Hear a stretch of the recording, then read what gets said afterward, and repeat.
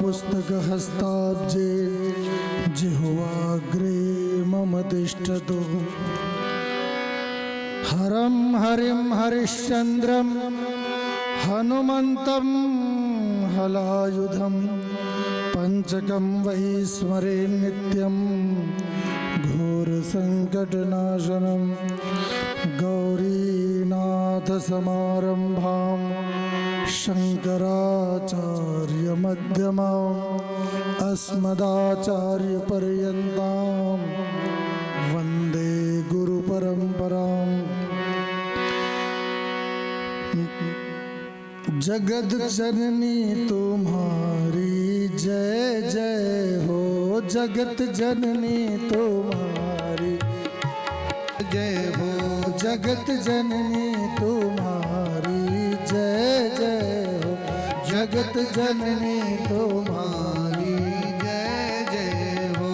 माँ अम्बा तुम्हारी जय जय हो, माँ अम्बा तुम्हारी जय जय हो, जगदम्बा तुम्हारी जय जय, जगदम्बा तुम्हारी जय जय हो। माँ गंगा तुम्हारी जय जय हो, माँ गंगा तुम्हारी जय जय हो, माँ यमुना तुम्हारी जय जय हो, माँ यमुना तुम्हारी जय जय हो। माँ सरस्वती तुम्हारी जय जय हो, माँ सरस्वती तुम्हारी जय जय हो। माँ अलोपिन तुम्हारी जय जय हो, माँ अलोपिन तुम्हारी जय जय हो। माँ कल्याणी तुम्हारी जय जय हो, माँ कल्याणी तुम्हारी जय जय हो। माँ काली तुम्हारी जय जय, माँ काली तुम्हारी जय जय हो। महालक्ष्मी तुम्हारी जय जय हो, महालक्ष्मी तुम्हारी जय जय हो। विंध्यवासिनी तुम्हारी जय जय, विंध्यवासिनी तुम्हारी जय जय हो। मेरी अम्मा तुम्हारी जय जय, मेरी अम्मा तुम्हारी जय जय हो। समस्त गुरुजन तुम्हारी जय जय हो, समस्त गुरुजन तुम्हारी जय जय हो। श्री आचार्य चरण तुम्हारी जय जय, श्री आचार्य चरण तुम्हारी जय जय हो। गुरुदेव तुम्हारी जय जय, गुरुदेव तुम्हारी जय जय हो। प्रयागराज तुम्हारी जय जय हो, प्रयागराज तुम्हारी जय जय हो। कल्पवासी तुम्हारी जय जय, कल्पवासी तुम्हारी जय जय हो। दंडी स्वामी तुम्हारी जय जय, दंडी स्वामी तुम्हारी जय जय हो। श्रीमद देवी भागवत तुम्हारी जय जय हो, देवी भागवत तुम्हारी जय जय हो। देवी भागवत तुम्हारी जय जय हो, देवी भागवत तुम्हारी जय जय हो। यही मंडप की सदा ही जय जय, यही मंडप की सदा ही जय जय हो। यही मंडप की सदा ही जय जय हो, यही मंडप की सदा जय जय हो। नमः पार्वती पतये हर हर महादेव। गुरुजनों के समक्ष बोलने का बहुत अच्छा होता है, क्योंकि जो बालक तोतर बाता प्रमुदित सुनई मातु गुरु पितु कैसे बाता। तो हम लोग बोलने का तो कुछ सहूर है नहीं, लेकिन मैं इतना जानता हूँ, न तातो न माता न बंधुर न दाता न पुत्रो न पुत्री न भृत्यो न भर्ता न जाया न विद्या न वृत्तिर्ममैव गतिस्त्वं त्वमेका भवानि। बस और कुछ नहीं कहूँगा। आज बहुत कार्य की अधिकता गुरुजनों की कृपा से सरलता पूर्वक पूर्ण होती जा रही है, और अब कुछ ही देर में अरणि मंथन का भी कार्य होगा। परंतु आप लोग तो यहीं बैठ करके दिव्यता पूर्वक अपने चित्त में बसे हुए कामादि ज्वरों को मत डालिए कथा के माध्यम से। तभी जो है अच्छा डॉक्टर खूब दवाई दे और हम खाए ही ना, तो कोई लाभ थोड़ी ना होगा। पूज्य महाराज श्री के द्वारा कथा सुनने के लिए श्रवणपुट सदैव प्रयत्नशील रहते हैं, परंतु क्या करें, हमारा दुर्भाग्य है कि हमें 365 दिन में कम ही समय मिलता है। कल 5-7 दिन कभी मिल गया, जैसे ऐसे छींट देते हैं। जीते रहो जीते रहो, ऐसे छोड़ दिया जाता ना, तुम भी जी जाओ। लेकिन ये YouTube जो है बड़ा कल्याणकारी है। ऐसे मौसम में YouTube काम कर जाता है कभी कभी, और बार बार तो लगता है जैसे अब यहाँ की ठंडी को तमिलनाडु वाले से बोला जाए कि बहुत ठंडी है प्रयागराज में। तमिलनाडु वाला क्या बोलेगा, उसके शरीर पर कोई प्रभाव नहीं पड़ेगा, कोई प्रभाव नहीं पड़ेगा। लेकिन वही अगर तमिलनाडु, श्रृंगेरी इत्यादि क्षेत्रों से आकर के यहाँ बैठे रहे, तब पता चलेगा कि वहाँ बोलने वाली टीवी में ठंडी बताना और यहाँ ठंडी झेलना, दोनों में कितना प्रभाव अंतर है। उसी प्रकार से YouTube और प्रत्यक्ष का जलवा है। YouTube में कितना भी करे कुछ उतना हो नहीं सकता, और प्रत्यक्ष में जो सुनने का लाभ है उसका एक अलग ही आनंद है। श्रीमद् देवी भागवत के दिव्य प्रसंगों में मैं ऐसा समझता हूँ गुरुजनों की कृपा से कि कोई ऐसा विषय है ही नहीं कि जो छूटा हो, चाहे वो श्रीमद् भागवत से संबंधित हो, शिव पुराण, स्कंद पुराण, जितने पुराण हैं। जन्मेजय जी ने अपने पिता के उद्धार के लिए, यद्यपि श्रीमद् भागवत इत्यादि अन्य जगहों पर जैसा वर्णन गुरुजन करते आए हैं कि उससे उद्धार हुआ, परंतु इस ग्रंथ के माध्यम से तो यही स्पष्ट है कि इसमें जो है माँ भगवती की आराधना करने के बाद अम्बा मक के बाद ही परीक्षित जी महाराज का, परीक्षित जी का जो है, परीक्षित ही नाम था, क्या नाम था, उनकी मुक्ति हुई थी अम्बा मक के बाद ही। तो ये अम्बा मक है, इधर भी अम्बा मक है, इधर ज्ञान यज्ञ के रूप में, और उधर अम्बा मक जो है यज्ञ मंडप के अंतर्गत। तो ये कथा मंडप और वो यज्ञ मंडप, इसी के मंडप के मध्य में अन्नपूर्णा मंडप भी है। तो आप सभी लोग पूज्य गुरुदेव भगवान से दिव्य अपने जीवन को प्रकाशित करने वाली कथा को श्रवण करें, क्योंकि ऐसा संयोग जल्दी होता नहीं। यहाँ कई त्रिवेणियाँ हैं, लोग जानते 3 त्रिवेणी हैं, परंतु त्रिवेणी तो गंगा जमुना सरस्वती की है ही है, परंतु हमारे सामने यहाँ पर प्रत्यक्ष गुरुदेव उपस्थित हैं, परम आदरणीय दिवाकर गुरु जी उपस्थित हैं, और स्वामी जी का जो हमारे जीवन में प्राकट्य है, इसका मैं कभी ऋण हो ही नहीं सकता। तो ये भी हमारे जीवन की त्रिवेणी है।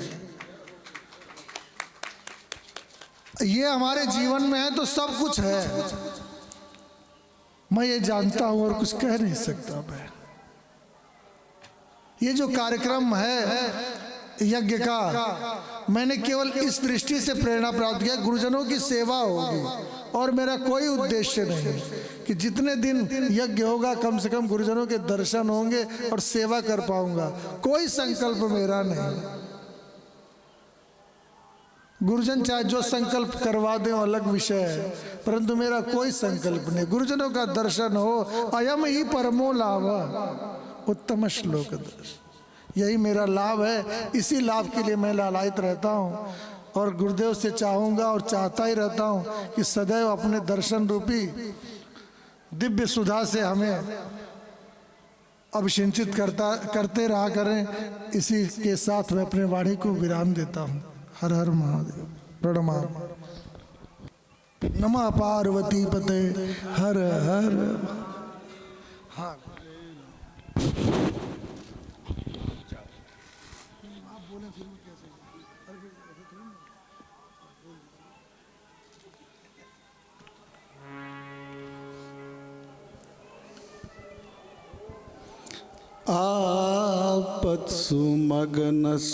आपत्सुमग्नस्मरणं त्वदीयं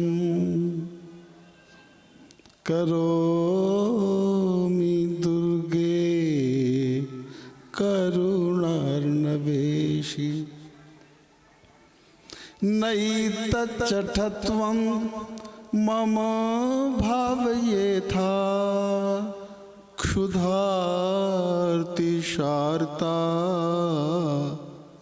जननीं स्मरन्ति। क्षुधार्तिशार्ता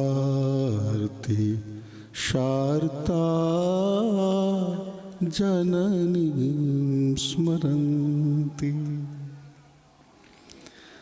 आपत्सु मग्नः, मैं आपत्ति विपत्तियों में ग्रस्त हूं मां।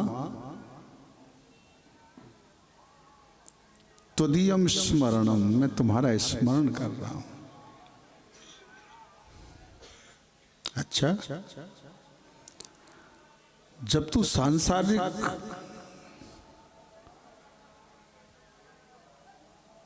सुख में रहता है तो तब तू तो मेरा विस्मरण कर देता है, उसमें मेरा स्मरण ही नहीं रहता तुझे।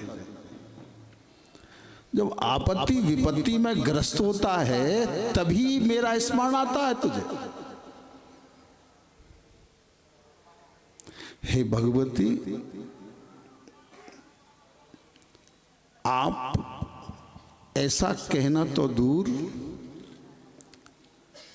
आप अपने मन में भी ये सोच लें, ये भी आपके लिए अनुचित है। माना मैं आपको भूल गया था,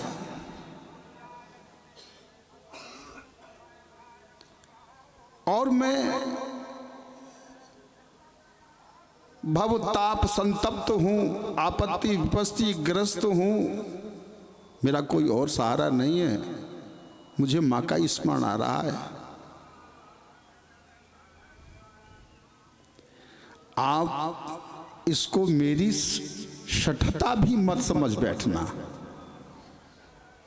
नहीं तच्चठत्व,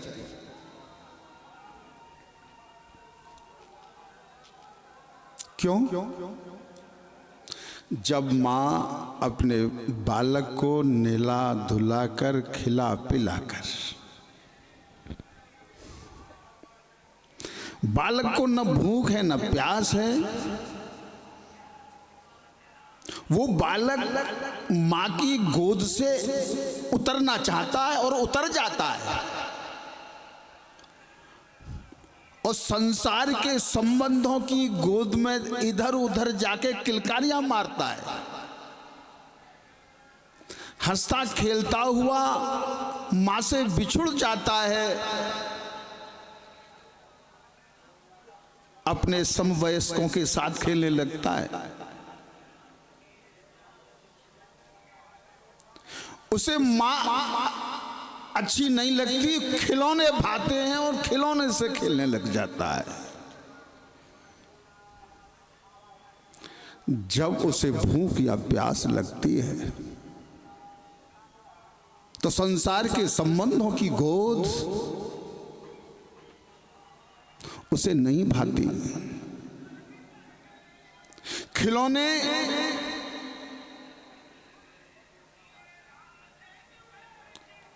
जिनको बहुत मन से खेल रहा था, खिलौने को फेंक देता है, और मां मां मां कह करके रोने लगता है। और वो मां अपने दायित्व में कितनी भी व्यस्त क्यों ना हो, एक संसार की मां जब इतनी व्यस्त रह सकती है तो अनंत कोटि ब्रह्मांडों का परिपालन करने वाली जगत जननी जगदम्बा की व्यस्तता क्या होगी। लेकिन अपने बच्चे की रोने की आवाज जिस दिशा से वो सुनती है, वो मां उन सारे कामों को छोड़ करके उस दिशा की ओर दौड़ पड़ती है जिस दिशा से उसके बच्चे की रोने की आवाज आ रही है। दौड़ पड़ती है उस आवाज का, उस ध्वनि का संकेत पा करके अपने बालक को अपने गोद में उठा लेती है, अपने क्रोध में लेकर के स्तन्यपान कराने लग जाती है। क्षुधार्ती सारता जननी स्मरंती, भूखा प्यासा बालक अपनी मां को ही पुकारता है। आपत्सु मग्न स्मरणम त्वदीयम करोमि दुर्गे करुणार्णवेशी।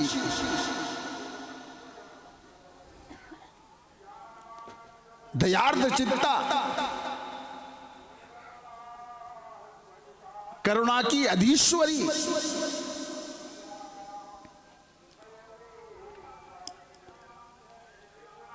आज मैं अपने आपको भूल जाने का खेद व्यक्त अवश्य कर रहा हूं। अपराध की क्षमा का भाव भी मेरे हृदय में बन रहा है, लेकिन ये अपराध की परंपरा रुकने वाली नहीं है। अपराध परंपरा परम। बालक अपराध पर अपराध करता चला जाता और माता क्षमा करती चली जाती है। अपराध की परंपरा समाप्त नहीं होती, फिर भी मां अपने बालक की उपेक्षा नहीं करती। वही करुणार्णवेशी, वही दयार्द हृदया, भगवती के स्वरूप, भगवती की कृपा, भगवती की करुणा, भगवती के रहस्य प्रकाशन करने वाली श्री देवी भागवत कथा श्रवण करने का सौभाग्य संप्राप्त हो रहा है। वे भी किनके मुखारविंद से सुप्रसिद्ध रससिद्ध अनंत श्री विभूषित प्रातः स्मरणीय पूज्यपाद स्वामी श्री ब्रह्मानंद सरस्वती जी महाराज के मुखारविंद से ये बहुत सौभाग्यमय सुअवसर है। आप सभी के सौभाग्य की सराहना करता हुआ वाणी से कहूंगा कि अब बहुत इतना ही पर्याप्त है। हर हर महादेव।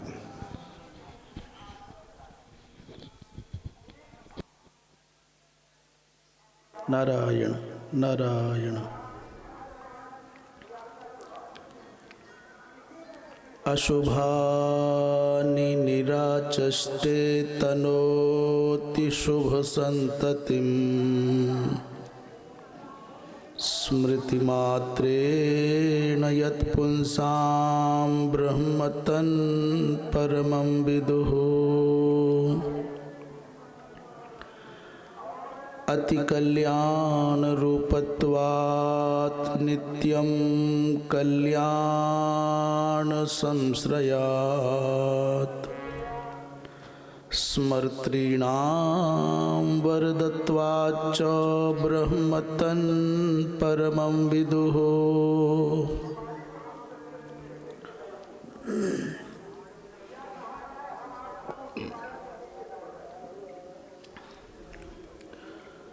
सृष्टौ या सर्गरूपा जगदवनविधौ पालनीया च रौद्री संहारे चापि यस्या जगदिदमखिलं क्रीडनं या पराख्या पश्यन्ति मध्यमाथो तदनु भगवती वैखरी वर्णरूपा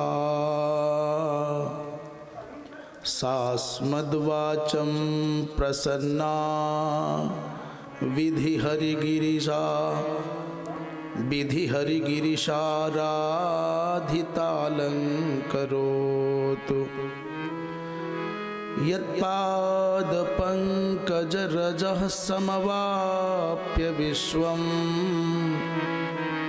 ब्रह्मा सृजत्यनुदिनं च बिभर्ति विष्णुः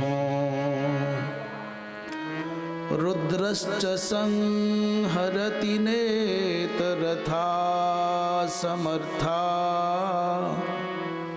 तस्यै नमोस्तु सततं जगदम्बिकायै।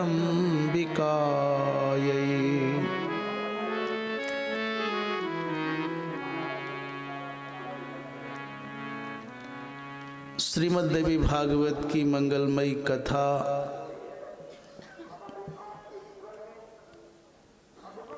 हमारे हृदय को आनंद रस से आप्लावित कर सके, उसके लिए आवश्यकता है हमारे मनोयोग की, हमारी तन्मयता की, हमारी एकाग्रता की, अर्थात मानसिक योग्यता की। तो आए दो बार भगवती के पावन नामों का स्मरण करें। हमारा तुम्हारा मेल नहीं खाएगा। मेल इसलिए नहीं खाएगा कि जैसे अनुराग से हम गावेंगे, उस अनुराग को व्यक्त करने के लिए विधाता ने कोई राग ही नहीं बनाया। फिर तुम परेशान हो जाओगे। बहुत सारे जो पुण्यात्मा होते हैं, भगवान उनको राग का ज्ञान देकर के भेजता है, तो पुण्यात्मा होते हैं, और हम उन पुण्यात्माओं में नहीं हैं।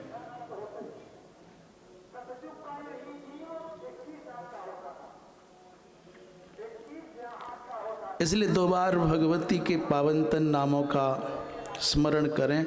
आप भी वाचन कर सकते हो, ये मेल नहीं खाता तो फिर परेशान हो जाओगे। बोलिए जगदम्बा मैया की जय। काल विनाशिनी काली जय जय, काल विनाशिनी काली जय जय, काल विनाशिनी काली जय जय, काल विनाशिनी काली जय जय, दुर्गति नाशिनी दुर्गा जय जय, दुर्गति नाशिनी दुर्गा जय जय, दुर्गति नाशिनी दुर्गा जय जय, दुर्गति नाशिनी दुर्गा जय जय, उमा रमा ब्रह्माणी जय जय, उमा रमा ब्रह्माणी जय जय, उमा रमा ब्रह्माणी जय जय, उमा रमा ब्रह्माणी जय जय, सीता राधा रुक्मिणी जय जय, सीता राधा रुक्मिणी जय जय, सीता राधा रुक्मिणी जय जय, सीता राधा रुक्मिणी जय जय, काल भी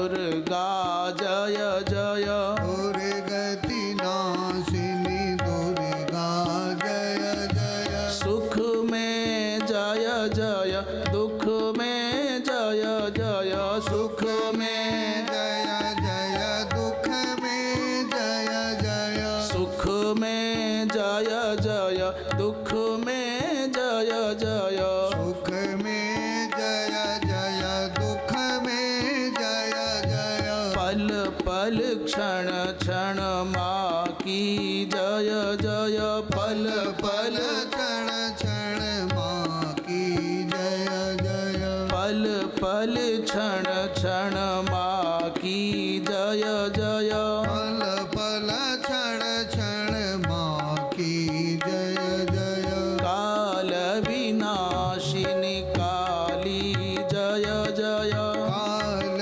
विनाशिनी काली जय जय दुर्गति नाशिनी दुर्गा जय जय दुर्गति नाशिनी दुर्गा जय जय काल विनाशिनी काली जय जय काल विनाशिनी काली जय जय दुर्गति नाशिनी दुर्गा जय जय दुर्गति नाशिनी दुर्गा जय जय बोलिए जगदम्बा मैया की धर्म की जय हो अधर्म का नाश हो प्राणियों में सद्भावना हो विश्व का कल्याण हो गो हत्या बंद हो गौ माता की जय हो परम पूज्य धर्म सम्राट स्वामी श्री करपात्री जी महाराज की जय हो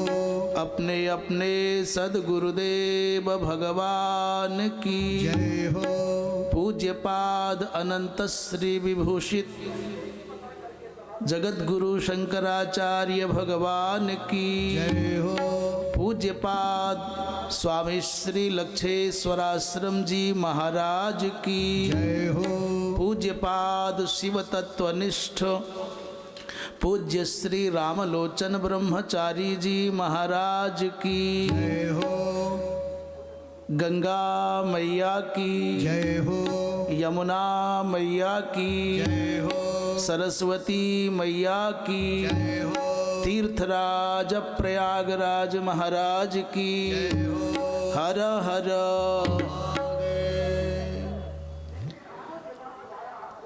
पूज्यपाद शिव तत्वनिष्ठ पूज्य श्री रामलोचन ब्रह्मचारी जी महाराज के द्वारा प्रवर्तित ये पवित्र सेवा महायज्ञ का परिसर दिव्याति दिव्य भगवत कथाओं की पावन धाराओं से आप्लावित ये परिसर हम विचार करते हैं कि किसी भी शिविर के श्रृंगार के कौन कौन से हेतु होंगे तो समझ में आता है अन्नदान जहाँ होता हो वो बहुत विशिष्ट शिविर होगा। तो अन्नदान की दृष्टि से भी हमारा ये पावन शिविर लगभग पूरे मेला परिक्षेत्र में अपनी कीर्ति के द्वारा अपनी यशस्विता के द्वारा प्रतिष्ठा पा रहा है। दूसरा मानक होगा कि भगवत कथाएं कहाँ निरंतरता के साथ अपना स्तर बनाए हुए हैं, तो उस दृष्टि से भी ये शिविर निश्चित रूप से अपनी प्रतिष्ठा के साथ न्याय कर पाता है। तीसरी बात होगी वहाँ अभ्यागतों के समागतों के, चाहे वो परिचित हों अपरिचित हों, कितना उनके साथ अपनेपन का व्यवहार किया जाता है। उस दृष्टि से भी हम समझते हैं शिविर उस मानक पर खरा उतरता है। और चूंकि ये प्रयाग है और प्रयाग शब्द में जो याग जुड़ा हुआ है वो याग बताता है कि शिविर है। आप प्रयाग में आए हो तो याग होना चाहिए। तो यहाँ यज्ञ भी निरंतर प्रतिवर्ष और पूरी विधि के साथ संपन्न होता है। ब्रह्मचारी जी, हमारे सर्वेश्वर स्वरूप ब्रह्मचारी जी शास्त्रनिष्ठ हैं, वैदिक हैं। अनेकों अनेकों विद्यार्थियों को उन्होंने वेद आराधन कराया है और स्वयं उसका अनुपालन करते हुए देखे जाते हैं। वो प्रेरणा के स्रोत बने हुए हैं। पिछले वर्ष 2025 के महाकुंभ में एक ऐसा अनुपम लक्ष्य चंडी महायज्ञ संपन्न हुआ और आप समझते हो कि करने के बाद उनको श्रम हो गया होगा, उनको विश्राम की अभिलाषा होगी। नहीं नहीं, उसके बाद अष्टोत्तर शत श्रीमद् भागवत की कथा वृंदावन, अमरकंटक में गायत्री पुरस्चरण के सहित सहस्रचंडी महायज्ञ और फिर यहाँ पर गायत्री पुरस्चरण के सहित सहस्रचंडी महायज्ञ चल रहा है। माने आवर्ष निरंतर महोत्सव प्रिय, यज्ञ प्रिय हमारे अति प्रिय श्री सर्वेश्वर स्वरूप ब्रह्मचारी जी महाराज, उन्हीं का अति आग्रह जो हम यहाँ बैठे हैं, नहीं तो इन दिनों बहुत कठिन हो जाता है। उनमें ऐसी चुंबकीय शक्ति है, उनकी विनम्रता में, उनके आग्रह में, कि आप बच करके भागना भी चाहो तो कहाँ जाओगे। तो ये जो भी कुछ यहाँ हो रहा है उसका श्रेय भी उन्हीं को जाता है। गुरुजनों के पावन आशीष का प्रतिफल है, उनकी विनम्रता, उनकी विद्या का, उनकी निष्ठा का प्रतिफल है कि ये शिविर अपने पूर्वाचार्यों के सम्मान को ऊंचाइयां दे रहा है। तो उनको भगवान से प्रार्थना है कि भगवान सब प्रकार के दृष्टि दोषों से हमारे ब्रह्मचारी जी की रक्षा करें। आए श्रीमद् भागवत के महात्म्य भाग में प्रवेश करें। हमारे स्वामी जी महाराज जो श्रवणा भक्ति के बड़े अद्भुत निष्ठावान आदर्श स्वरूप हैं, स्वामी श्री प्रबोधाश्रम जी महाराज, जिनके बारे में हम ये मानते हैं कि जहाँ वो बैठ जाते हैं वहाँ उनका होना माने प्रकाश का होना है, उनका होना माने प्रसाद का होना है, उनका होना माने प्रसन्नता का होना है। आप जहाँ बैठ जाएंगे, वो भले ही जंगल क्यों ना हो, उस स्थान पर बैठ करके भी आप उस वातावरण को अपनी उपस्थिति मात्र से महका देंगे। ऐसे श्रद्धेय स्वामी जी महाराज विराजमान हैं, हमारे नवनीत भैया विराजमान हैं, अनेक सभी आचार्य, संगीतज्ञ बंधु, माताएं, बहनें, आप सबकी मंगलमय उपस्थिति में श्रीमद् देवी भागवत में सूत जी महाराज से प्रश्न किया है सौनकादिक महात्माओं ने, भगवान कलयुगी जीव का कल्याण कैसे हो। मूलभूत प्रश्न यही उठता है कि कलयुगी जीव अति चपल है, अति चंचल है। उसको यदि चुनना हो तो प्रसन्नता और खिन्नता में से खिन्नता चुनता है, उसको चुनना पड़े तो प्रसाद और विषाद में से विषाद का पथ चुनता है। बात करेगा हमको प्रसन्नता चाहिए, बात करेगा हमको प्रसाद चाहिए, पर सारे आचरण, सारे कार्य वही चुनेगा जो खिन्नता देने वाले हैं, विषाद देने वाले हैं। जन्म जन्मांतर के न जाने कैसे कर्मों का संचय करके आता है कलयुगी जीव कि उसको फल तो चाहिए पुण्यों का, फल तो चाहिए धर्म का, पर करना चाहता है निरंतर अधर्म, करना चाहता है निरंतर अपुण्य, अर्थात दूषित कर्मों में उसका मन तीव्र गति से लगता है। महाराज, ऐसे जीव का कल्याण कैसे हो, इस प्रश्न का जो उदय हुआ है ये नैमिषारण्य की पावन धरित्री पर हुआ है। श्री वेदव्यास जी महाराज के चित्त में एक चिंता और गहराई से भरी है। व्रात्यानाम द्विजबंधूनाम वेदेस्वनधिकारिणाम स्त्रीणाम दुर्मेधानाम स्त्रीणाम दुर्मेधसाम नृणाम धर्म ज्ञानम कथम भवेत। धीरे धीरे परंपराएं विलुप्त होती जा रही हैं।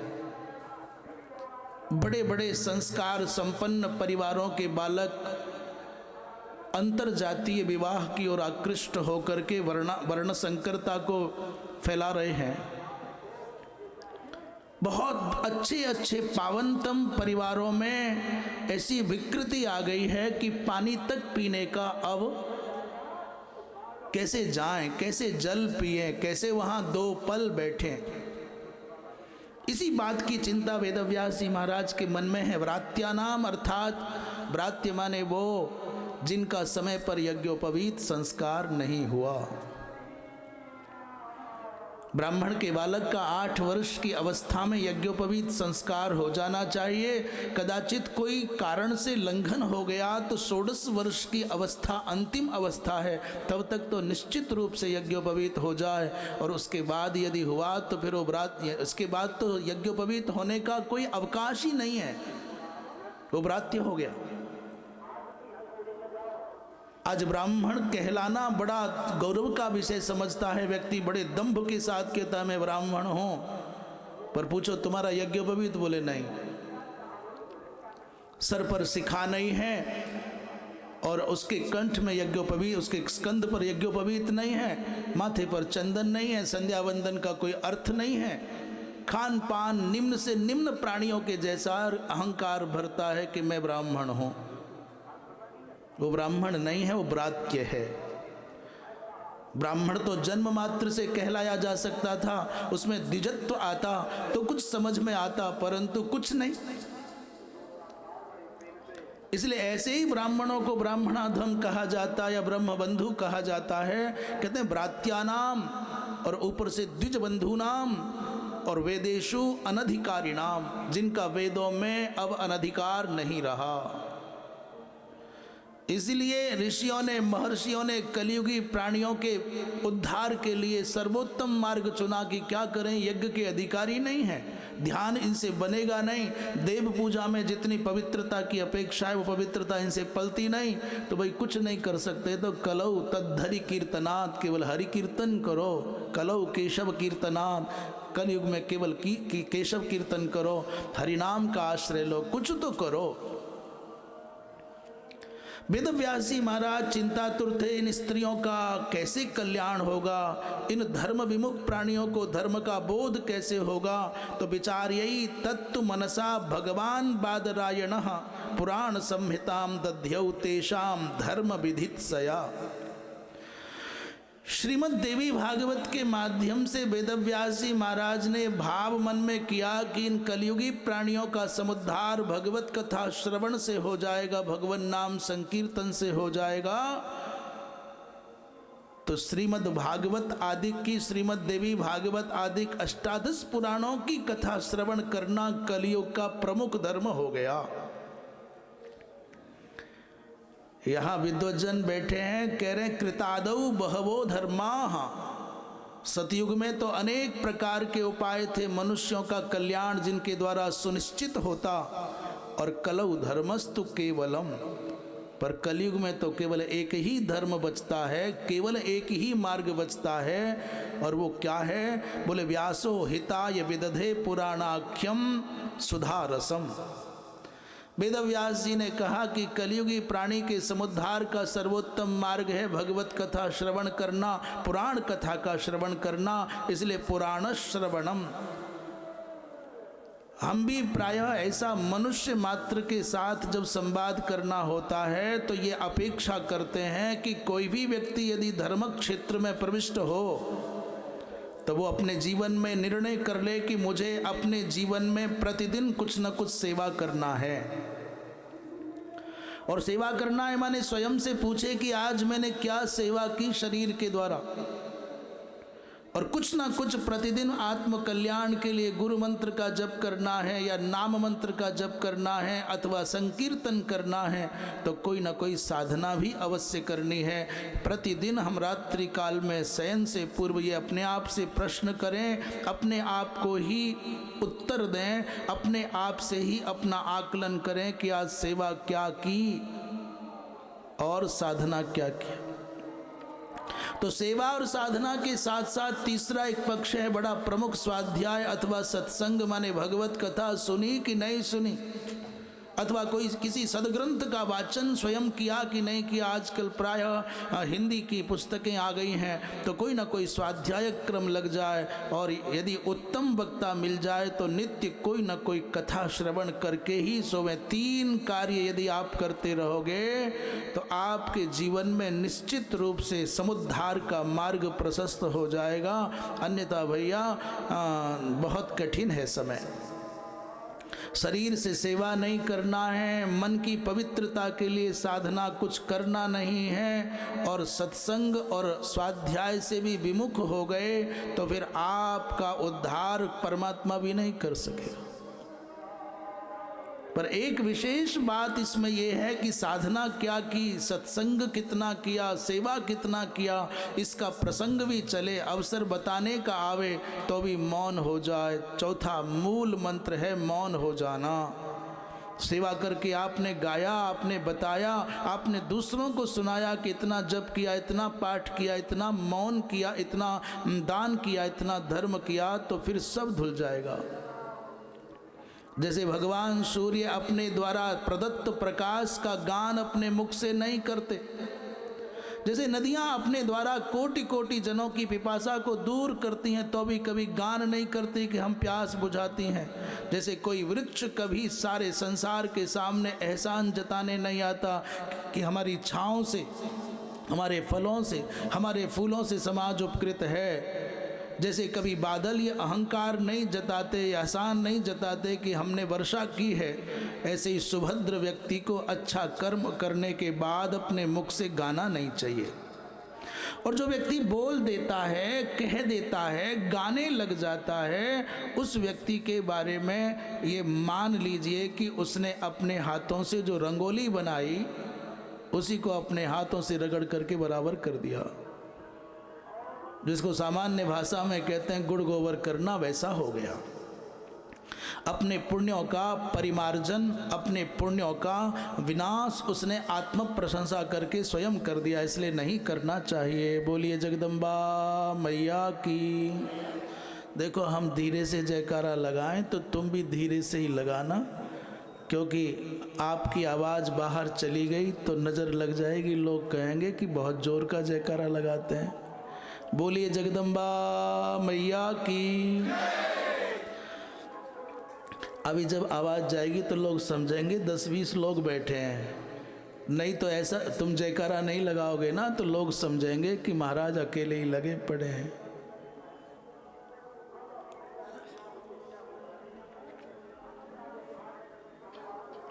तीन बातें बताई हैं अभी तक। 3 बातों से पहले एक बात, अर्थात कलियुग में सामान्य मनुष्य जो वेद का अनधिकारी हो गया, क्या करे, उसका उद्धार कैसे हो। इन सबके कल्याण के लिए वेदव्यास जी महाराज ने क्या किया, बोले पुराण संहिता की उपलब्धता कराई है, और कलयुग में भगवत कथा सुन करके तदनुरूप आचरण करने की भावना विकसित हो जाए, वैसा करने लग जाए, तो हम भी आपको विश्वास पूर्वक कह सकते हैं कि मनुष्य के जीवन में सद्गति का मार्ग प्रशस्त हो जाए। हमने दूसरी चर्चा की थी कि क्या करे मनुष्य आत्मोद्धार के लिए, तो पहली बताई सेवा। बताओ क्या बताया था। अब यहाँ तीर्थराज प्रयाग में आए हो, क्या सेवा कर सकते हो भाई? भोजन परसवा सकते हो, पत्तल परोस सकते हो, पानी बांट सकते हो, किसी कठिनाई में पड़े हुए व्यक्ति को जो कुछ संबल दे सकते हो, सहारा दे सकते हो। तो सबसे पहले सेवा करना, दूसरे नंबर पर कोई ना कोई साधना करना, और तीसरे नंबर पर स्वाध्याय करना। स्वाध्याय के साथ में विकल्प में सत्संग और स्वाध्याय दोनों को जोड़ते हैं हम, और ये तीनों कार्य प्रत्येक प्राणी को, स्त्री हो या पुरुष हो, बालक हो अथवा वृद्ध हो, सबको नित्य यथाशक्ति करना ही चाहिए। पर अपने मुख से उसका गान मत करो कि मैंने इतना किया, मैंने इतना किया, मैंने इतना किया। इस नैमिषारण्य की पावन धरा पर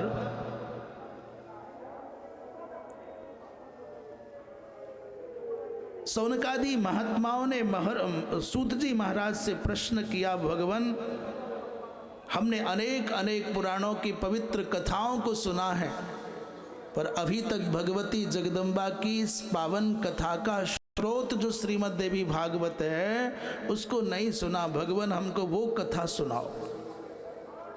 सूत जी महाराज उत्तर देते हैं, हे सौनक जी, व्यास विरचित श्रीमद् देवी भागवत की जो पवित्र कथा है उस कथा के श्रवण करने से मनुष्य का तो कल्याण सुनिश्चित है ही। एक पुरातन इतिहास है, संसार समझता है और कहता है कि राजर्षि परीक्षित का उद्धार श्रीमद् भागवत की कथा श्रवण करने से हो गया, परंतु श्रीमद् देवी भागवत का महात्म्य कहता है कि नहीं नहीं, राजर्षि परीक्षित का उद्धार श्रीमद् भागवत के श्रवण करने से नहीं हुआ। उनके पुत्र जन्मेजय को बड़े बड़े महात्माओं ने बताया कि तुम्हारे पिता का उद्धार नहीं हुआ, वो तक्षक नाग के डसे जाने के कारण दुर्गति को प्राप्त हो गए। जन्मेजय बड़े चिंतित हो गए और बड़े बड़े खिन्न मनस्क होकर के, बड़े विषादग्रस्त होकर के, बड़ा दीन भाव रख करके अपने पूज्य गुरुदेव वेदव्यास जी महाराज के चरणों में पहुंच गए। निवेदन करने लगे, भगवान मेरे पिताजी का उद्धार कैसे हो, आप उपाय बताएं। श्री वेदव्यास जी महाराज ने जन्मेजय की इस पीड़ा को समझा और राजर्षि परीक्षित के समुद्धार के लिए वेदव्यास जी महाराज ने स्वयं अपने मुख से जन्मेजय को मुख्य श्रोता बना करके, निमित्त बना करके परीक्षित के उद्धार के लिए श्रीमद् देवी भागवत की कथा कही, जिसके प्रभाव से राजर्षि परीक्षित का समुद्धार हुआ। कहते जब तक संसार में, सूत जी महाराज कहते हैं कि तावत गर्जन्ति तीर्थानि पुराणानि व्रतानि च यावन्न श्रूयते सम्यक श्रीमद्देवी भागवतम। तभी तक तीर्थों की महिमा के श्रवण करने की आवश्यकता है। तीर्थों का वैशिष्ट्य प्रज्वलित रहता है, प्रकाशित रहता है, तभी तक बड़े बड़े व्रतों की महिमा का गान होता है। कब तक? बोले जब तक व्यक्ति श्रीमद् देवी भागवत की कथा नहीं सुन लेता। और जैसे श्रीमद् देवी भागवत की कथा सुने तो फिर उसको ना व्रत सुहाता है, ना तीर्थ सुहाता है, या ये कहो ना व्रत की आवश्यकता रह जाती है, ना तीर्थ की आवश्यकता रह जाती है। इसका तात्पर्य ऐसा मत लगाना कि व्रत छोटे हो गए, श्रीमद् देवी भागवत की कथा विशिष्ट हो गई, तीर्थ लघु हो गए, निष्प्रभावी हो गए, श्रीमद् देवी भागवत की कथा विशिष्ट हो गई, ऐसा अर्थ मत लगाना। सनातन धर्म के इन सिद्धांतों का एक बहुत प्यारा सूत्र है जो नियोजन करता है, यहाँ तीर्थ की महिमा घटाना उद्देश्य नहीं है, व्रत की महिमा घटाना उद्देश्य नहीं है, अपितु श्रीमद् देवी भागवत की महिमा स्थापित करना उद्देश्य है। जैसे कोई व्यक्ति कभी कभी भाव में आकर के, जोश में आकर के कह देता है, महाराज हमारे महाराज जी के जैसा तो कोई महाराज ही नहीं है, मेरे गुरु जी के जैसा तो कोई महात्मा है ही नहीं, जैसे मेरे गुरु जी वैसा। तो इसका तात्पर्य ये नहीं है कि समाज के जो श्रेष्ठतम अन्य महात्मा हैं उनका कोई निरादर कर रहा है या उनका कोई अपमान करना चाहता है। उसका तात्पर्य मेरे गुरुजी मेरे लिए भगवान है। तो अपने गुरुजी की प्रतिष्ठा स्थापित करना उसका उद्देश्य है मात्र। ये उद्देश्य नहीं है कि दूसरे महात्माओं को छोटा दिखाएं, नीचा दिखाएं। ऐसे यहाँ श्रीमद् देवी भागवत की महिमा की स्थापना अभीष्ट है। तावत एव पापाटवी नृणाम यावन्न परशु प्राप्तो देवी भागवताभिदः। बोले तभी तक मनुष्य के जीवन में पापाटवी माने पाप रूपी अटवी जंगल विद्यमान रहता है, जब तक उसके हाथ में श्रीमद् देवी भागवत कथा रूपी परशु हाथ में नहीं आ जाता। अर्थात इसका तात्पर्य क्या है? मनुष्य के जीवन में जो दुष्कृतों का, पापों का घना जंगल उग आया है, मनसा वाचा कर्मणा, न जाने कैसे कैसे ज्ञाता ज्ञात, स्थूल लघु, न जाने कैसे कैसे पापों से मनुष्य का मन आक्रांत हो जाता है। एक जंगल जैसा, एक झाड़ जैसा घना जंगल उग आता है मन में। बोले कब तक रहेगा पाप रूपी जंगल ये मन में? बोले जब तक आपके जीवन में श्रीमद् देवी भागवत रूपी परशु नहीं आ जाता है। और जैसे ही श्रीमद् देवी भागवत रूपी परशु हाथ में आया तो फिर ये जंगल नहीं रहने वाला है, कट जाएगा। श्रीमद् देवी भागवत की कथा केवल श्रोता मात्र को पावन नहीं करती, अपितु जिस व्यक्ति के संकल्प से, उद्देश्य से, जिस व्यक्ति के उद्धार के निमित्त कोई दूसरा व्यक्ति कथा सुन लेता है, उसका भी उद्धार हो जाता है। अमृत का पान कोई व्यक्ति करता है तो जो अमृत पीता है वही पार जाता है, परंतु श्रीमद् भागवत की जो कथा सुधा है, उस कथा सुधा का वैशिष्ट्य ये है, ये पूरे के पूरे परिवार का उद्धार कर देता है। इसलिए एक परिवार के व्यक्ति ने श्रीमद् देवी भागवत की कथा सुनी तो पूरा का पूरा परिवार पार हो जाता है, ये इसकी विशेषता है। करे सुधाम पिबन्ने क एव नरः स्यादजरामरः, देव्याः कथामृतं कुर्यात् कुलम एव जरामरम्। महाराज, जो अमृत का पान एक व्यक्ति करता है तो केवल वही पान करता ही अजर अमर हो जाता है, पर श्रीमद् देवी भागवत की कथा का जो पान करता है उसका पूरा का पूरा वंश, पूरा का पूरा कुल अजर और अमर हो जाता है। इसी बात को कह रहे हैं, सुधा पानते एक नर, सुधा पानते एक वस अजर अमर हो पात, और कथा भागवत सुनत ही सकुल मनुज तर जात। पर श्रीमद् देवी भागवत की कथा श्रवण करें तो पूरे के पूरे वंश परिवार के सहित समुद्धार पाता है। ऐसी इस श्रीमद् देवी भागवत की महिमा है। बोलिए जगदम्बा मैया की। एक वर्ष में 2 बार नवरात्रि आती है। एक है वासंतिक नवरात्रि जो चैत्र शुक्ल पक्ष के महीने में आती है, जिसको नववर्ष का आरंभ भी कहा जाता है, और दूसरी है शारदीय नवरात्रि जो श्राद्ध पक्ष के अनंतर आती है, अर्थात आश्विन शुक्ल पक्ष की प्रतिपदा से आरंभ होती है।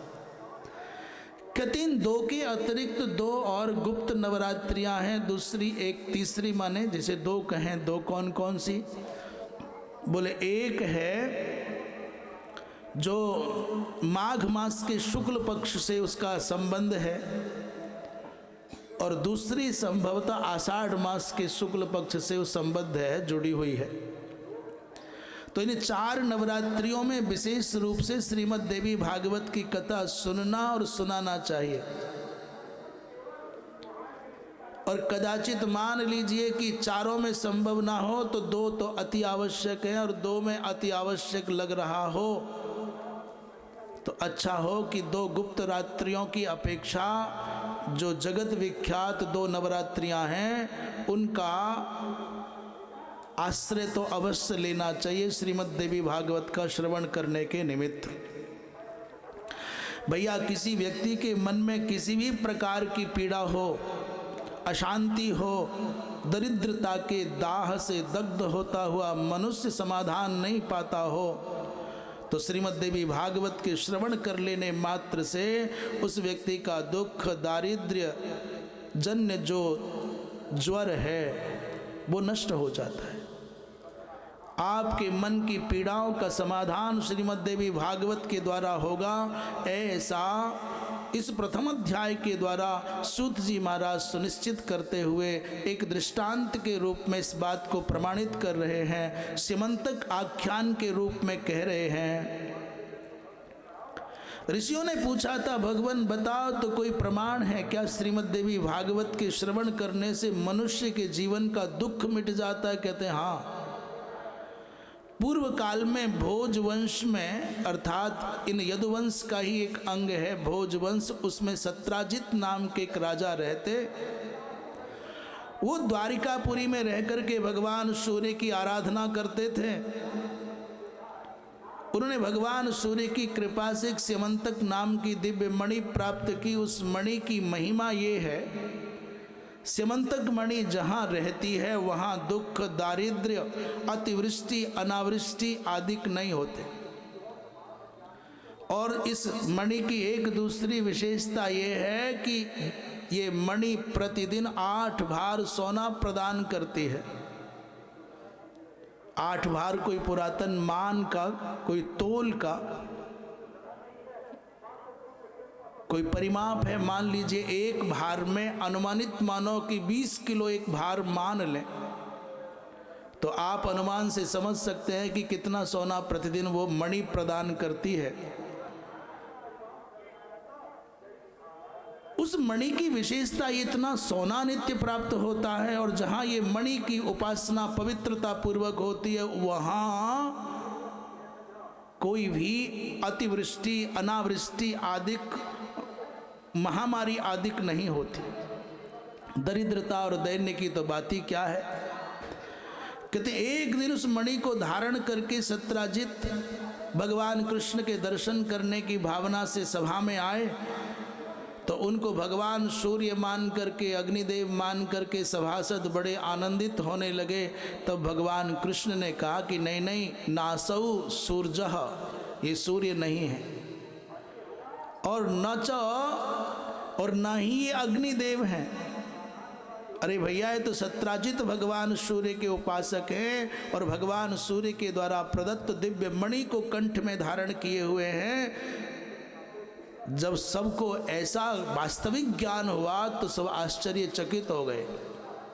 भगवान कृष्ण समझ गए ये मणि अपनी पवित्रता खो देगी, अर्थात उपासना के जो पावन नियम हैं उन नियमों में यदि शिथिलता होगी तो मृत्यु बांटेगी, ये वैभव नहीं बांटेगी।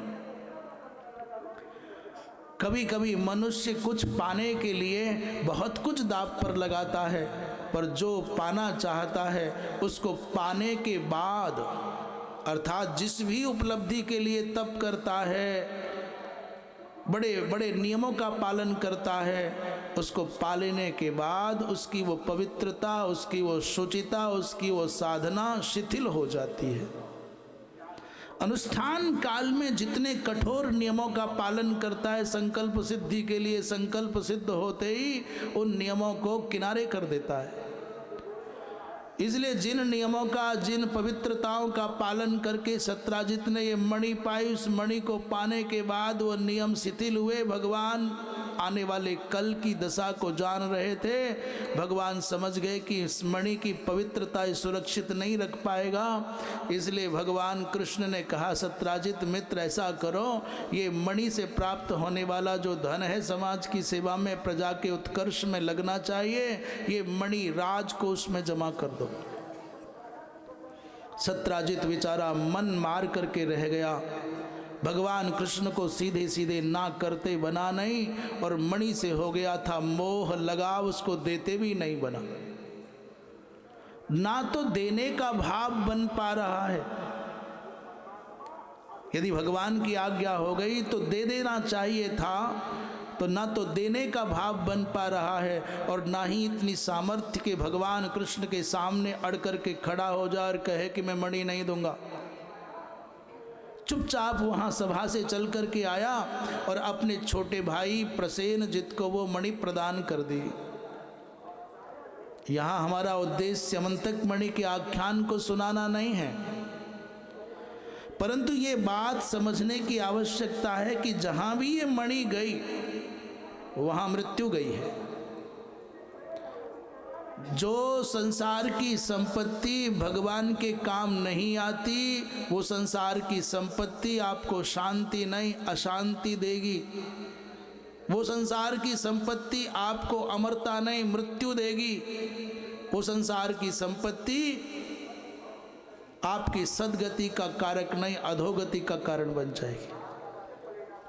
जो भी विद्या, जो भी बुद्धि, जो भी शक्ति, जो भी धन संपत्ति, जो भी कुछ तुम्हारे पास में है, यदि वह संपत्ति, वो विशेषता, वो गुणवत्ता भगवान की सेवा में लगेगी तो ही कल्याण होगा। और यदि वो संसार के मनोरंजन का साधन बनेगी तो फिर पतन ही होगा। भगवान के मांगने पर भी सत्यराजित ने मणि नहीं दी, पर भाई के मांगने पर दे दी। और भाई उस मणि को गले में डाल करके सिंहारूढ़ हुआ, शिकार खेलने के लिए वन में गया। वहां उसके गले में चमकती हुई मणि को किसी सिंह ने देख लिया। एक बात बीच में कहूं, हमको पता ही नहीं है कि सोने का मतलब क्या है। हम जितने भी लोग बैठे हैं, मुझे लगता है, आशा भी है और विश्वास भी है कि 99% व्यक्ति से पूछोगे ना सोना चाहिए तो कहेगा हाँ चाहिए। क्यों चाहिए पता नहीं। सोना चाहिए पर क्यों चाहिए बोले पता नहीं। अभी कोई ऐसी कृपा हो जाए तुम्हारे ऊपर, भगवान के 1 कुंटल सोने का, ये 1 कुंटल सोने का एक ही टुकड़ा है बड़ा। कितना बताना कितना? बोल तो लो, मिले ना मिले क्या जाता है। कल्पना करने में क्या बिगड़ रहा है। 1 कुंटल कह जी हमको 1 कुंटल नहीं चाहिए, 1 किलो ही दे दो। परंतु नहीं, भगवान के पूरा 1 कुंटल 100 किलो, और ये तुमको मिलना है। पर एक शर्त है, इसके टुकड़े नहीं करने देंगे और दूसरे को सहारा नहीं, दूसरे को उठवाने नहीं देंगे। उठा ले जा अपने घर।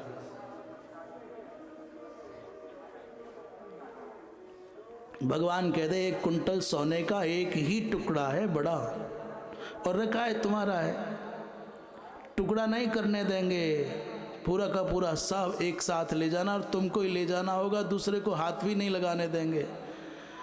तो कितने सारे लोग तो केवल जैसे नाग अपनी मणि पर फण मार मार करके मर जाता है, क्योंकि फणी की जो मणि है ना तो भूख मिटाएगी, ना प्यास मिटाएगी, और ना सांस लेने देगी, ना तो उसको खा सकता है सर्प और ना ही उसको छोड़ सकता है। ऐसे ही जो मनुष्य भगवान के द्वारा 1 कुंटल सोना पाएगा ना, उसके लिए वो सोना सर्प की मणि के जैसा हो जाएगा, न उठते बनेगा न छुटते बनेगा। उसको खा तो सकता नहीं, उठा सकता नहीं, उसको रखाते रखाते मर जाएगा वहीं। मैं नहीं जाऊं कहीं।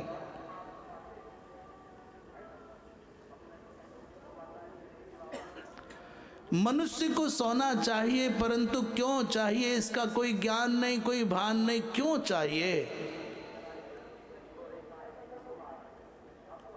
अब मनुष्य की तो छोड़ो, बेचारे को पता है कि बहुत महंगा हो गया है, बड़ा कीमती है, बड़ा महत्व। किसी के गले में सोने की चैन पड़ी हो तो उसका बड़ा सम्मान होता है। इसी सम्मान के चक्कर में बड़े बड़े महात्मा गले में बड़ी बड़ी मोटी मोटी सोने की जंजीर डालने लग गए। एक तो अभी नहीं है, पहले गोल्डन बाबा करके थे कोई, बेचारे का नाम ही धर दिया और कोई बाबा ही नहीं बचा, बोले गोल्डन।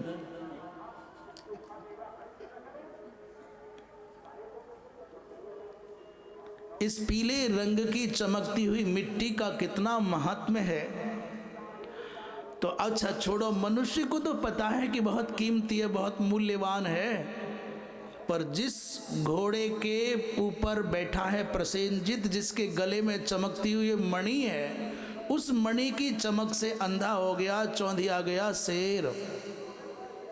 बता, सिंह ने क्यों मारा प्रसेनजित को, क्यों मारा घोड़े को? केवल उस चमकती हुई मणि के आकर्षण पास में बंध करके।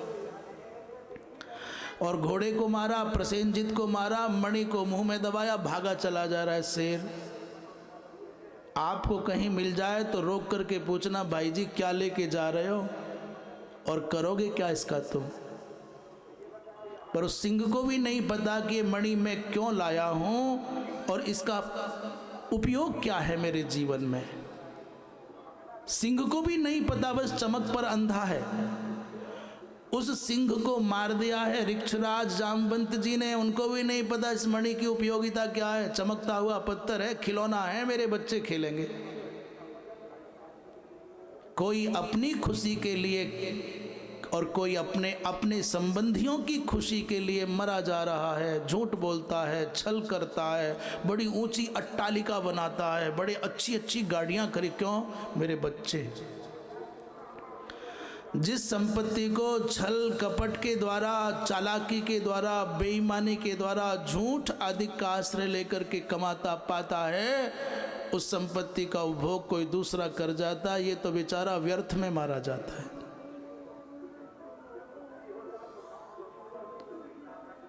महाराज प्रसेनजित जब लौट करके नहीं आया, सत्राजित का हृदय धक धक करने लगा।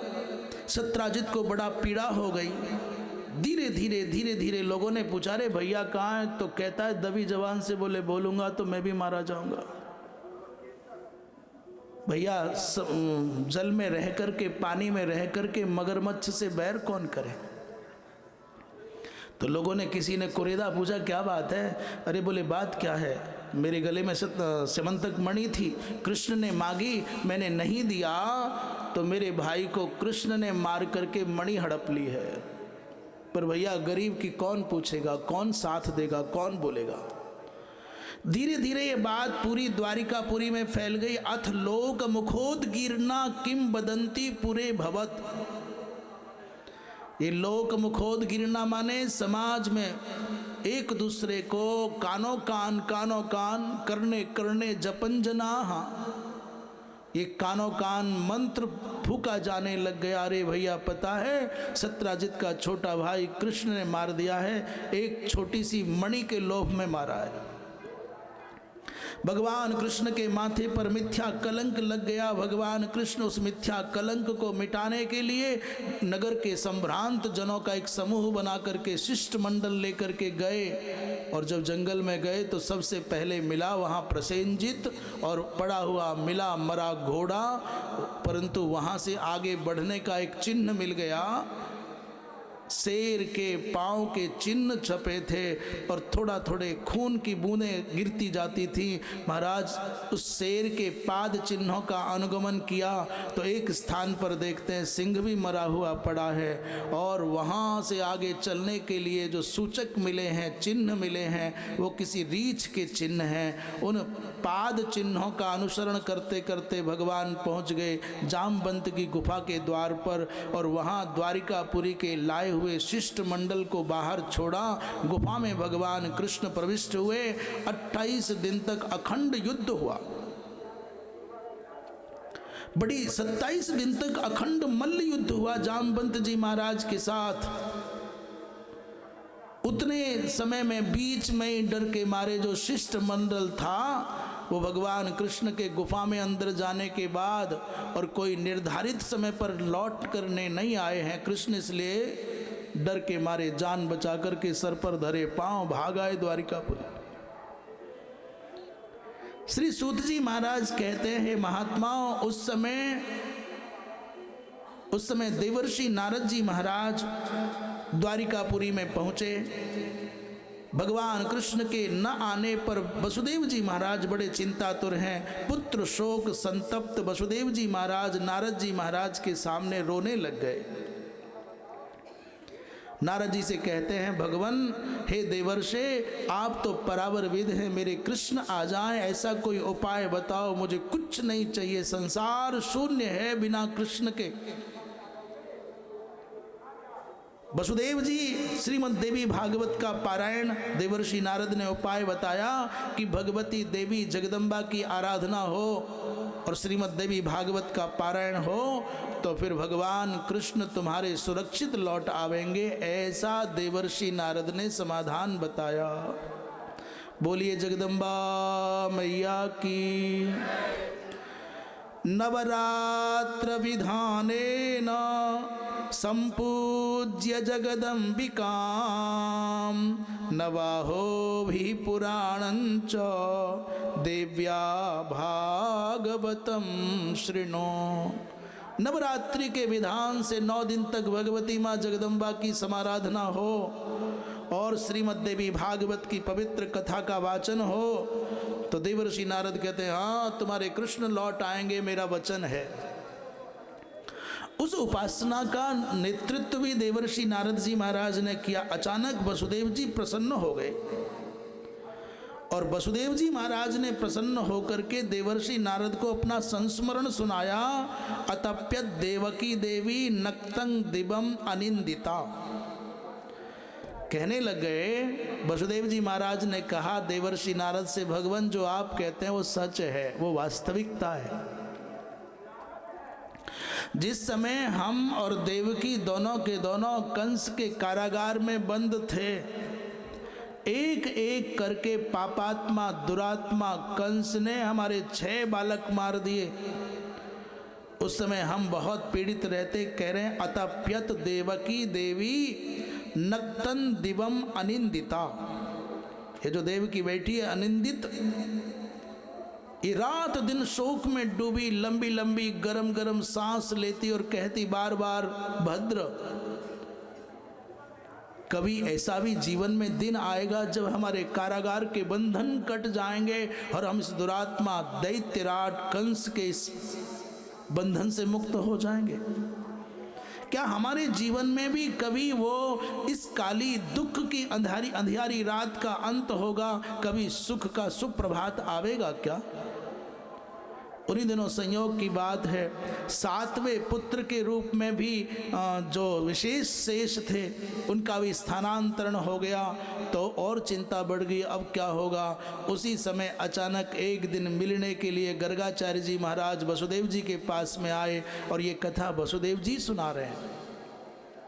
वसुदेव जी कहते हैं देवर्षि नारद से कि गर्गाचार्य जी महाराज आए तो मैं उनकी आंखों के उनके सामने बैठ करके रो पड़ा, भगवान मेरे दुखों का अंत कैसे हो।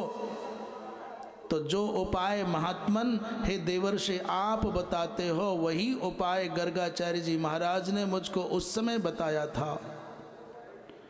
उन्होंने कहा कि विंध्याचल में भगवती माँ जगदम्बा की आराधना हो, श्रीमद् देवी भागवत का पारायण हो और भगवती के समर्चन हो तो तुम्हारे दुखों का अंत हो जाएगा। वसुदेव जी कहते हैं भगवान मैं तो था कारागार में बंद, मेरी स्थिति न तो अनुष्ठान करने के योग्य थी, इसलिए मैंने अपने पुरोहित गर्गाचार्य जी महाराज से ही निवेदन किया तदा गुरो मदर्थित्वम समाराधय चंडिकाम न किंचित दुर्लभम लोके दुर्गार्चन बतांग निर्णाम। इस संसार में भगवती माँ जगदम्बा की आराधना करने वाले को कुछ भी दुर्लभ हो नहीं सकता।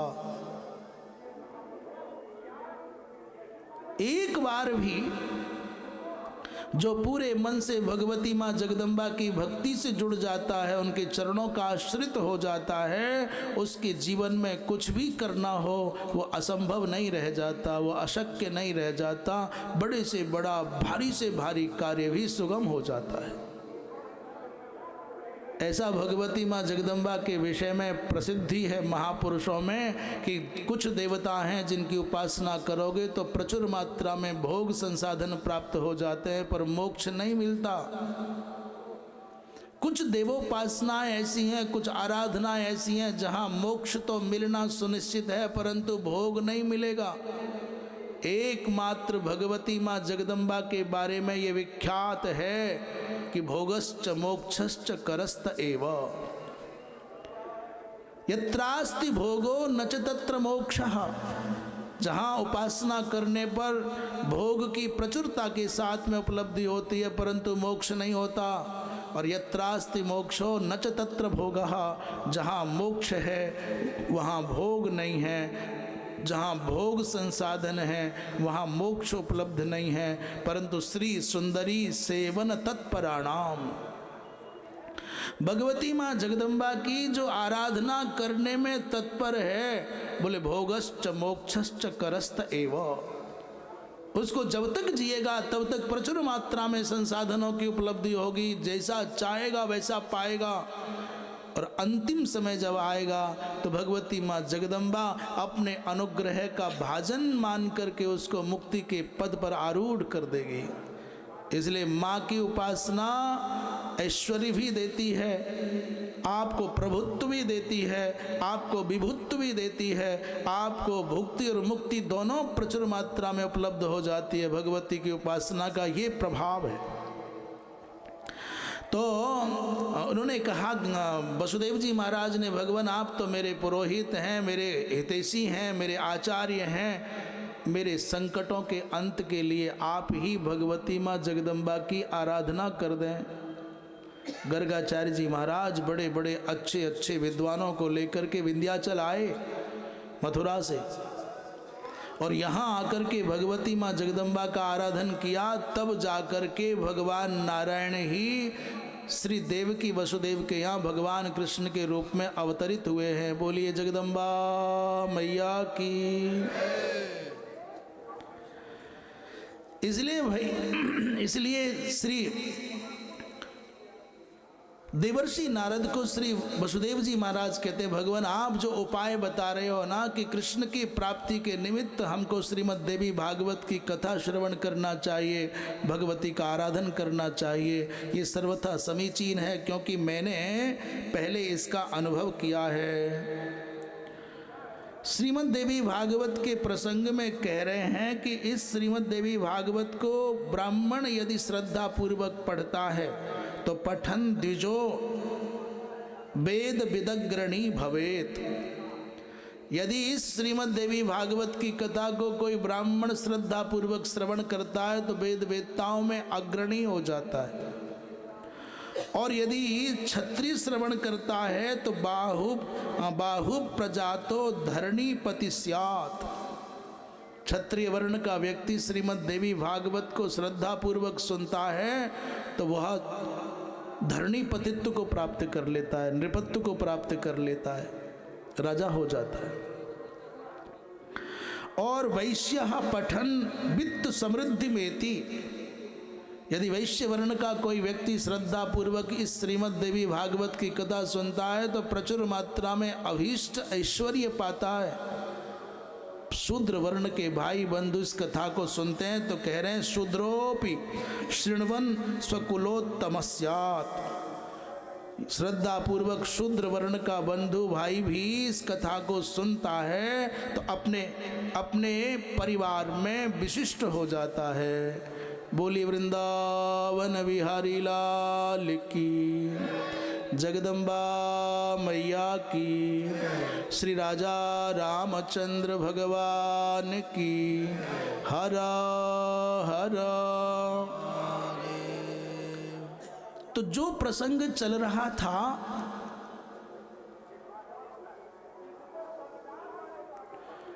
श्री वसुदेव जी महाराज को देवर्षि नारद ने कहा कि श्रीमद् देवी भागवत की कथा हो।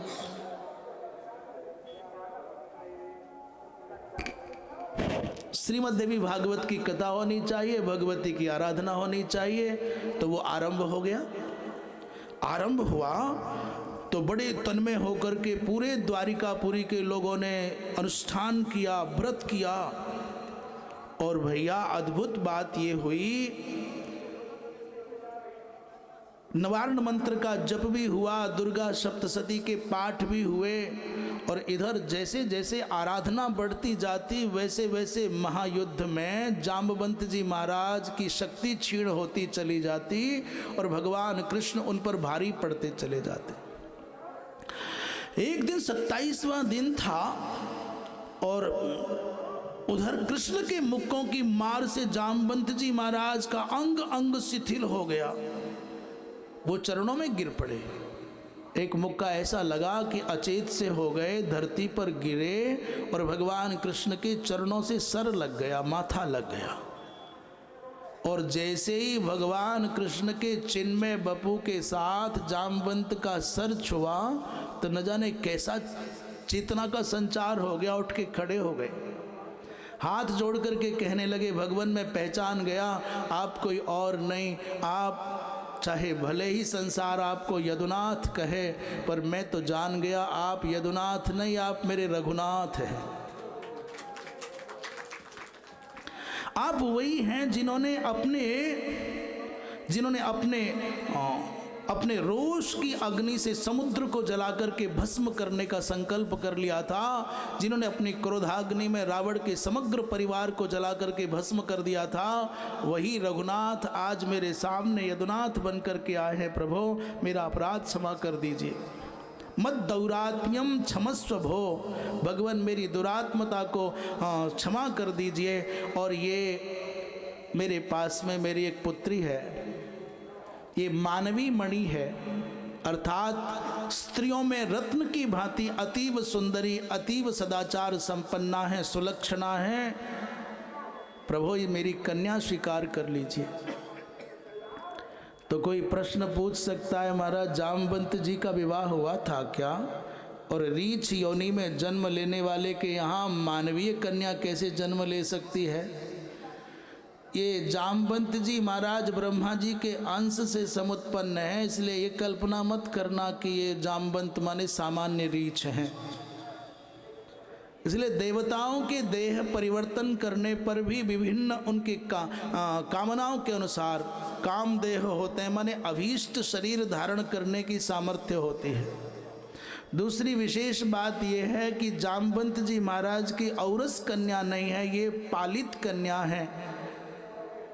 किसी वन प्रांत में जाम्बवती, इनका नाम कहीं कहीं रोहिणी भी आता है। रोहिणी इसलिए रखा गया क्योंकि रोहिणी नक्षत्र में मिली, इसलिए रोहिणी रख लिया। दूसरे जामवंत के द्वारा पालन पोषण हुआ, इसलिए इनका नाम जाम्बवती हो गया। बड़ी अद्भुत, बड़ी विलक्षण, बड़ी तेजस्विनी और बड़ा उनको विलक्षण ज्ञान है। और वो जो पार्थिव मणि थी, स्यमंतक मणि, वो दहेज में दे दी, महाराज दोनों को ले जाओ। कहीं भी ना भागवत जी में न कहीं अन्यत्र जामवंत का क्या हुआ बाद में इसका उल्लेख नहीं, परंतु स्कंद पुराण में इसकी चर्चा है। जामवंत जी महाराज ने कहा, भगवान अब बहुत बूढ़ा हो गया, इस शरीर धारण करना भी कठिन हो गया, अब मुझको अपने कर कमल के पावन तीर्थ के माध्यम से मुक्ति प्रदान कर दो। तो कहते हैं भगवान कृष्ण का स्पर्श करते जामवंत जी महाराज का जीवन भी पूरा हो गया। बोलिए वृंदावन बिहारी लाल की। कहते हैं उधर 9वां दिन पूजा का चल रहा था, नवरात्रि पूर्ण हो रही थी। आचार्य गण पूजा संपन्न करा करके, भोजन प्रसादी पा करके, अंत में वसुदेव और देवकी को आशीर्वादात्मक फल दे रहे थे। उसमें दिया जाता है तो दक्षिणा मिलने पर क्या बोलते हैं, मंत्रार्थाः सफला सन्तु, आगे क्या है, पूर्णा सन्तु मनोरथाः, और शत्रुणाम बुद्धि नाशोस्तु मित्राणाम मुदयस्तव, मित्राणाम उदयस्तव। आचार्य वो दक्षिणा पाकर के, प्रसाद पाकर के कह रहे थे, मंत्रार्था सफला संतो, ये फल लो और हम जो मंत्र बोल रहे हैं, इन मंत्रों के अर्थ सार्थक हो जाए, सफल हो जाए। और पूर्णा संतु मनोरथा माने तुम्हारे सभी मनोरथ पूर्ण हो जाए। ऐसा आचार्य गण मंत्र बोलते थे तो पीछे से अचानक देख रहे हैं यज्ञ मंडप के द्वार पर जहाँ ये पूजा चलती थी, उस स्थान पर भगवान कृष्ण जाम्बवती के सहित प्रकट हो गए। ऐसा अनुष्ठान भगवान करे कि हर यजमान का हो जाए। जिस संकल्प के साथ, जिस कामना के साथ यजमान उपासना में प्रवृत्त हो और जितनी तन्मयता तत्परता के साथ आचार्यगण उस अनुष्ठान की पूर्णता में संलग्न हो, जैसे ही पूर्णाहुति हो वैसे ही कामना पूर्ण हो जाए। भगवान कृष्ण के आने पर तो महोत्सव का और भी आनंद बढ़ गया, खुशी का ठिकाना नहीं रहा। देवर्षि नारद भगवान कृष्ण के लौट आने पर ब्रह्मलोक चले गए। द्वारिकापुरी में बिना किसी पर्व के भी महोत्सव मनाया जाने लगा। भैया ये चरित्र जो स्यमंतक मणि का चरित्र है, ये मनुष्य के मिथ्या कलंक को मिटाने का भी काम करता है। किसी व्यक्ति को पूर्व जन्म के प्रत्यवाय के कारण, दोष के कारण मिथ्या कलंक लग जाता है, तो स्यमंतक मणि के आख्यान को सुन लेने से वो कलंक मिट जाता है। जैसे भगवान कृष्ण के माथे पर मिथ्या कलंक लगा, तो काहे लगा मिथ्या कलंक? कहते हैं भगवान कृष्ण ने भाद्रपद मास की चतुर्थी का चंद्रमा देख लिया था। तजही ताहे क्या है, चौथ के चंद की नाई, चतुर्थी का चंद्रमा देखना नहीं चाहिए। विशेष करके भाद्रपद मास के शुक्ल पक्ष की चतुर्थी का चंद्रमा नहीं देखना चाहिए। और कदाचित दृष्टि पड़ जाए तो फिर ये पवित्र आख्यान श्रवण कर लेना चाहिए, अन्यथा मिथ्या कलंक 1 वर्ष के अंदर लगने की संभावना रहती है। बोलिए वृंदावन बिहारी लाल की। दूसरा आख्यान सुनाते हैं कुंभज माने अगस्त्य जी महाराज श्री स्कंद जी महाराज से श्रीमद् देवी भागवत का महात्म्य सुनना चाह रहे हैं। तब स्कंद जी महाराज उनको श्रीमद् देवी भागवत की महिमा से संबंधित दूसरा दृष्टांत सुना रहे हैं। ये कथा आपने सुनी है कि मनु जी महाराज ने पुत्र प्राप्त करने के लिए बड़ा दिव्य यज्ञ किया, परंतु यजमान पत्नी की अतिशय श्रद्धा के कारण और किसी होता के व्यतिक्रम के कारण पुत्र प्राप्ति के निमित्त किए जाने वाले यज्ञ का परिणाम आया, पुत्री हो गई। चाहिए था सुद्युम्न, हो गई इला। फिर वशिष्ठ जी महाराज के अनुग्रह से, कृपा से ऐसा भी संयोग बना कि वो पुत्री के स्थान पर फिर से सुद्युम्न बन गए। इला को सुद्युम्न बना दिया वशिष्ठ जी महाराज ने भगवती के अनुग्रह से। परंतु एक ऐसा अवसर आया, ऐसी घटना घटी कि तुलसी जस भवितव्यता तैसी बने सहाय, और आपे आवे ताही पही ताही तहाँ ले जाए। अपने मित्र मंडल के साथ मृगया के निमित्त सुद्युम्न घोड़े पर बैठ कर के गया। सब अपने अपने घोड़ों पर, रथों पर सवार थे। पर संयोग से उस परिक्षेत्र में पहुंच गया जिस परिक्षेत्र को, जिस स्थान को भगवान शंकर ने शापित कर दिया। और शापित ये किया कि इस परिक्षेत्र में जो भी पुरुष प्रविष्ट होगा स्त्री बन जाएगा। प्रियायाः प्रिय मनविच्छन शिवोरण्यम ससापः। भगवान शंकर ने माता पार्वती की प्रसन्नता के लिए उस अरण्य को, उस स्थान को शापित कर दिया कि जो पुरुष यहाँ प्रविष्ट होगा वह स्त्री बन जाएगा। और जैसे ही सुद्युम्न के घोड़े के पांव उस सीमा में पड़े, भगवान शंकर के द्वारा शापित सीमा में पड़े, घोड़ा घोड़ी बन गया। सुद्युम्न फिर से लौट करके इला बन गया। उसके सारे मित्र सबके सब स्त्री बन गए। बेचारे आश्चर्य पड़ गए, अब क्या करें, कहाँ जाएं। उसके बाद में बड़ी कठिनाई से भगवान शंकर की आराधना की गई। तो 1 महीने तक पुरुष बन कर के रहेगा, 1 महीने तक स्त्री बन कर के रहेगा। मासम पुमांस भविता मासम नारी भविष्यति, ऐसा हुआ। सुद्युम्न के पिता बड़े दुखी रहते, ये कोई जीवन है? 1 महीने तक नारी के जैसा जीवन, 1 महीने तक नर के जैसा जीवन, इस जीवन की विडंबना को बेचारा बड़े दुखी मन से झेल रहा था। उसने फिर से प्रार्थना की गुरुदेव से, भगवान कृपा करो। तब श्री वशिष्ठ जी महाराज ने भगवती माँ जगदम्बा की आराधना की, श्रीमद् देवी भागवत की कथा सुनाई। तब वह शाश्वत सदा के लिए पुरुष बन गया। तो श्रीमद् देवी भागवत अनेक अनेक प्रकार की, अनेक अनेक असंभव सी जो संकल्पनाएं हैं उनको भी सिद्धि प्रदान करने वाला है। इसलिए इला को सदा सदा के लिए पुरुष भी बनने का सौभाग्य मिला, तो श्रीमती भगवती जगदम्बा के कारण हुआ। बोलिए जगदम्बा मैया की। एक तीसरा आख्यान भी इस विषय में बड़ा प्रसिद्ध है। एक ऋतवाक नाम के ऋषि ने पुत्र प्राप्त किया, परंतु पुत्र बेचारा दुर्भाग्य कहो या दुर्मुहूर्त कहो, वो बड़ा कुटिल निकल गया।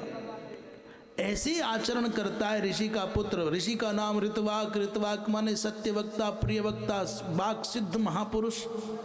पर उनका पुत्र इतना कदाचारी कि उसके आचरणों की बात सुन सुन करके महात्मा को बड़ा क्लेश हो। एक दिन ऋतवाक नामक महात्मा ने पूछा, ऋतवाक नाम के महात्मा ने पूछा महापुरुषों से, भगवान ये कैसा जीवन है? अच्छा तो होता कि इससे अच्छा होता कि मैं निपुता ही रह जाता, अर्थात कोई संतान ही न होती। कहते हैं अजात मृत मूर्खाणाम वरमाद्यौ न चांतिमः सकृत दुख करौ आद्यौ अंतिमस्तु पदे पदे।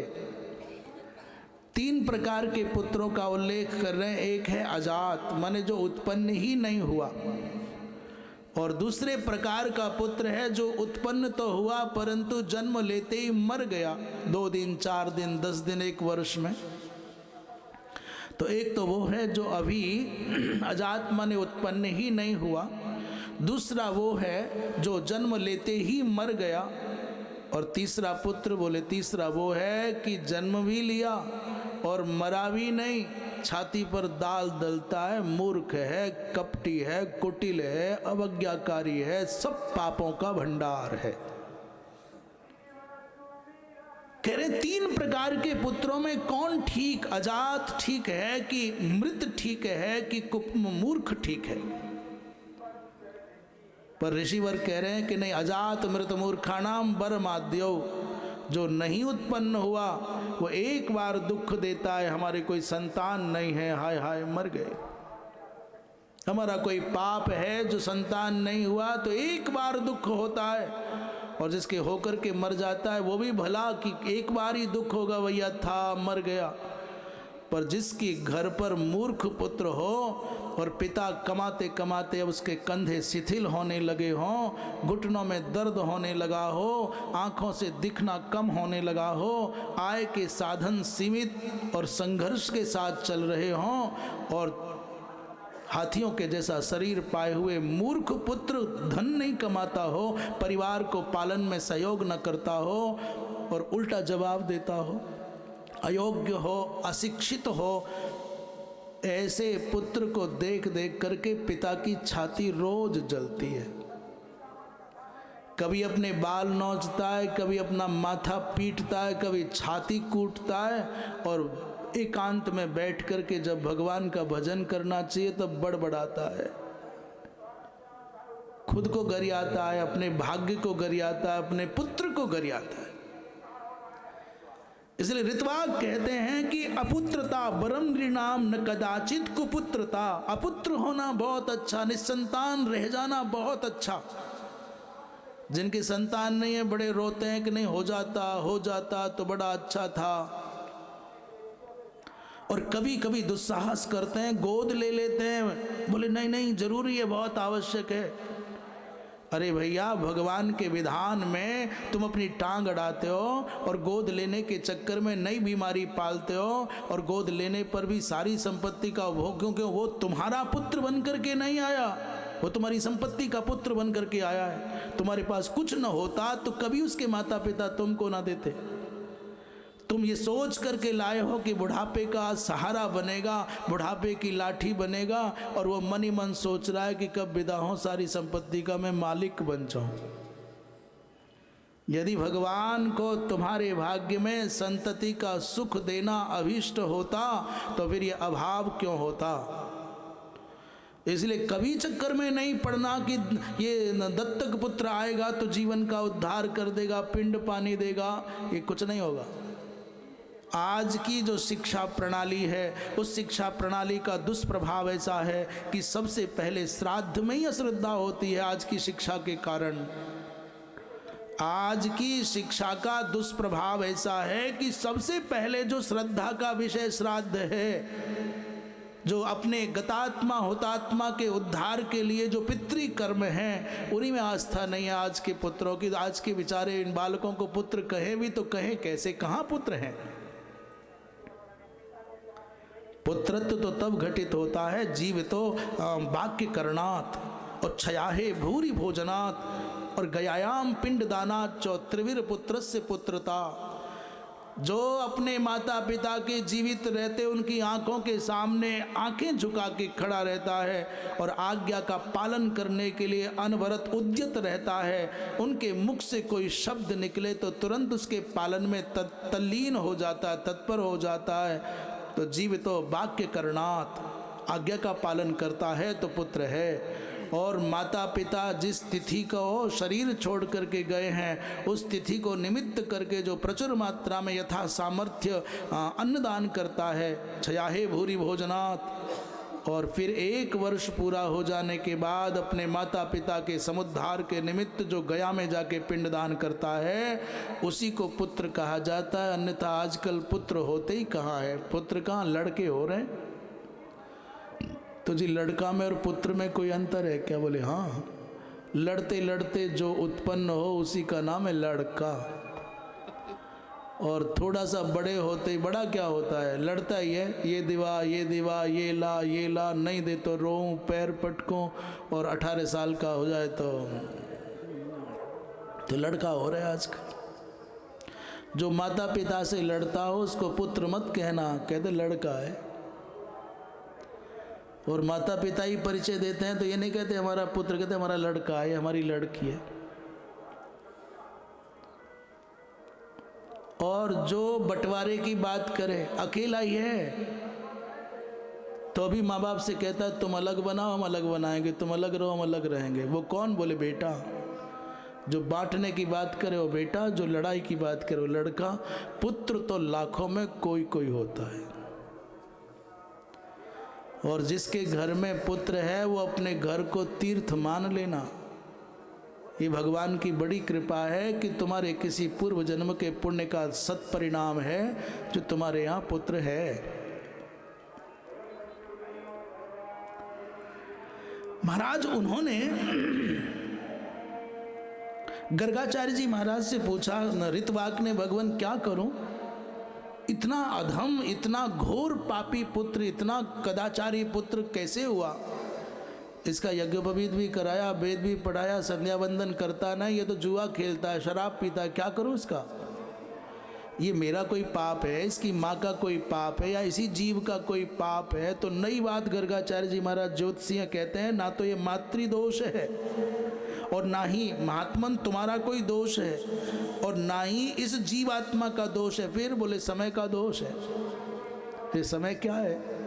बोले रेवती नक्षत्र के गंडांत काल में उत्पन्न हुआ है। रेवती नक्षत्र के दोष के कारण इस बालक में इतना भयावह कदाचार है। जैसे ही ऋतवाक ने सुना कि ये तो भाई रेवती गंडांत में उत्पन्न रेवती नक्षत्र का दोष है, तो गुस्से में आकर के महात्मा ऋतवाक थे, बड़े तपस्वी थे, बड़े सिद्ध बाग थे। उन्होंने संकल्प किया जल लेकर के और रेवती नक्षत्र को अंतरिक्ष की कक्षा से, नक्षत्र मंडल से धरती पर गिरा दिया। वो रेवती नक्षत्र कुमुद पर्वत पर आकर के गिरा। इस भारत के ऋषि की सामर्थ्य की कल्पना करो कि नक्षत्र मंडल से किसी नक्षत्र को धरती पर गिरा सकते हैं। संयोग ऐसा हुआ कि नक्षत्र माने ये नक्षत्र जितने भी हैं सब स्त्रीवाचक हैं, सब चंद्रमा की पत्नियां हैं, अर्थात आपको लगता है कि पुरुष होगा, नहीं, स्त्री रूप में है वो। नक्षत्रों के अधिष्ठात्री देवता सब स्त्री हैं। तो रेवती नक्षत्र का इसीलिए भूतल पर प्रभाव विशेष माना जाता है। इस रेवती के गर्भ से कन्या का जन्म हुआ, रेवती और प्रमुच मुनि के माध्यम से, और प्रमुच मुनि ने उसको पुत्री की भावना से पालन पोषण किया। अग्निदेव के अनुग्रह से दुर्दम नाम के राजा के साथ इस बालिका का विवाह सुनिश्चित हो गया। परंतु वो कन्या, उसका नाम भी रेवती रखा गया था। रेवती ने कहा अपने पिताजी से, प्रमुच नामक महात्मा से, पिताजी आपकी आज्ञा का पालन तो करूंगी, मैं विवाह तो करूंगी, पर मेरा एक निवेदन सुनो। ऋषि ने कहा क्या बेटा? बोले रेवती नक्षत्र में ही मेरा विवाह होना चाहिए। मैं रेवती की पुत्री हूँ और रेवती मेरा नाम है, इसलिए मेरे विवाह का नक्षत्र रेवती ही होना चाहिए। महात्मा ने कहा बेटी वो नक्षत्र तो कुमुद पर्वत पर गिरा है, वो तो नक्षत्र मंडल में अब है ही नहीं। ऋतवाक नाम के महात्मा ने क्रुद्ध होकर के उसको शापित कर दिया। तो पुत्री ने बड़ी विनम्रता से कहा भगवान, यदि ऋतवाक नामक ऋषि किसी नक्षत्र को अंतरिक्ष से गिरा सकते हैं तो मेरे पिता ऋतवाक से कम नहीं हैं। आपकी तपस्या, मेरे पिता की तपस्या कोई सामान्य नहीं है। यदि कोई ऋषि क्रुद्ध होकर के किसी को गिरा सकता है तो मेरे पिता उसको उठा भी सकते हैं। इसलिए आप संकल्प करें, उस नक्षत्र को पूर्ववत उस कक्षा में स्थापित करें। प्रमुच बिचारे अपनी पुत्री के आग्रह को टाल न पाए। भगवती माँ जगदम्बा की आराधना करके उन्होंने रेवती नक्षत्र को फिर से आकाश मंडल में उसी कक्षा में स्थापित कर दिया। तब जाकर के विवाह हुआ और इस बालिका के गर्भ से जो बालक जन्म लेकर के आया उसका नाम हुआ रईवत। रेवती का पुत्र होने के कारण रईवत जो मनवंतर का अधिपति हुआ। उस समय राजा दुर्दम ने लोमस ऋषि से 5 बार, इन्हीं का नाम दुर्दम भी था, 5 बार श्रीमद् देवी भागवत की कथा सुनी। पंचकृत्वः ससुस्राव विधिवत भार्यया सह। तो श्रीमद् देवी भागवत की महिमा के प्रभाव से, भगवती जगदम्बा के प्रभाव से रेवती नक्षत्र आकाश मंडल में स्थापित हुआ। 6ठे अध्याय में कथा श्रवण की विधि है, प्राय आप सब जानते हैं। जो जानते हैं उनको अलग से बताने की आवश्यकता नहीं, और जो नहीं जानते, हम ऐसा समझते हैं कि जान भी जावेंगे तो कौन सा नया तीर मार लेंगे। पुराण का प्रवाचक कौन होना चाहिए, इस विषय में शतधा विद्वान बताते ही हैं। शुभ मुहूर्त में उत्तम संकल्प के साथ उत्तम आचार्य का वर्ण करे, जिनमें व्यास के जैसे लक्षण घटित हों। व्यासोचित लक्षणों से संपन्न जो शास्त्रज्ञ महापुरुष हो, उन्हीं को वक्ता के रूप में चयन करना चाहिए। और ब्राह्मणों का वर्ण हो, कर्मकांड पद्धति का जो भी विधान है उसका पालन होना चाहिए। नवार्ण मंत्र का जप हो, श्रीमद् देवी भागवत का पाठ हो, सप्तशती का पाठ भी हो, पार्थिव पूजा भी नित्य होवे, शालग्राम तुलसी की पूजा इत्यादि हो, ऐसा सब उल्लेख है। और निरालस्य के लिए सात्विक आहार, एक बार ही आहार लेवें। प्रार्थना करें भगवती माँ जगदम्बा के सम्मुख बैठ करके, और आप भी चाहें तो ऐसा कर सकते हैं, परंतु पहले सीधे अपनी आंखें बंद करके पीठ सीधी कर लें, अकेले हो जाएं और नेत्र बंद करके भगवती की प्रार्थना करें। हम पहले आगे आगे बोलें और आप उसका अनुगमन करें। करोगे ना? कात्यायनि महामाये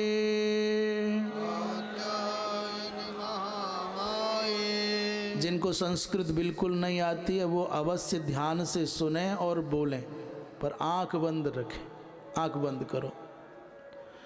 जब नेत्र बंद होंगे तो चित्त एकाग्र हो जाएगा, श्रद्धा पूर्वक सुन पाओगे, और सुन पाओगे तो फिर बोल भी पाओगे। आंख बंद करो। जब तक आंख खुली रहेंगी तब तक हम ऐसे ही बतियाते रहेंगे। कात्यायनि महामाये, कात्यायनि महामाये। पीछे वालों की आवाज अवश्य आनी चाहिए। कात्यायनि महामाये, कात्यायनि महामाये। भवानी भुवनेश्वरी, भवानी भुवनेश्वरी।